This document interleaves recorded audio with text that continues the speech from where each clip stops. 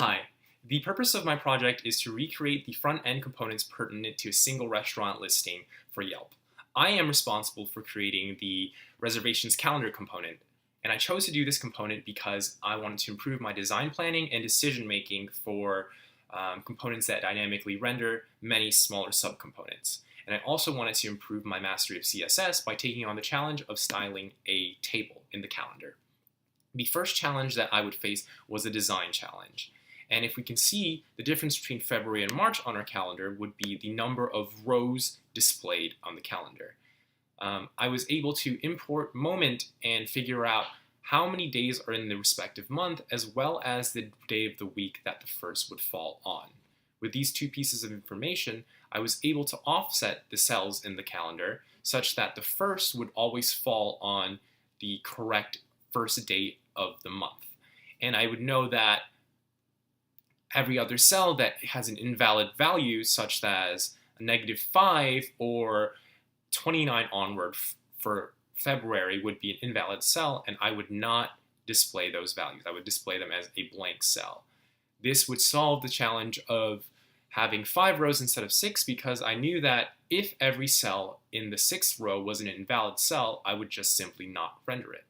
The second challenge I faced was a display challenge, and I initially displayed the calendar to the DOM with a visibility styling of hidden.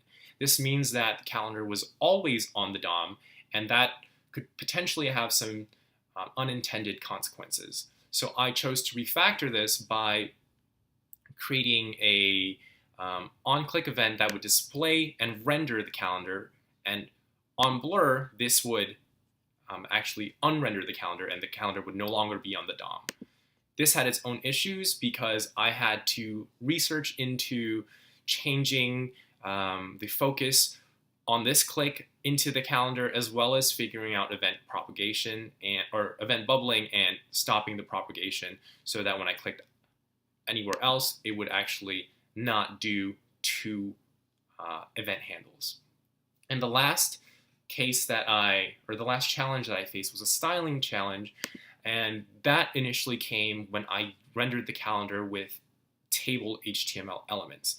The thickness were not in the ways that I wanted to, because the thickness would overlap and they would look like 2 pixels when I wanted them to be 1, since they're sharing right here. Also, there were some transparency issues that I was not able to figure out why until I changed the design from table elements to div elements with flexbox. And just from using flexbox and divs, I was able to create the look that I wanted that was more intuitive as well. So you can see that there are no transparency issues here, and the thickness for the borders are all correctly 1, even though they would be sharing edges. And yeah, those are the 3 major challenges that I face, and I hope that you enjoyed this presentation. Thank you.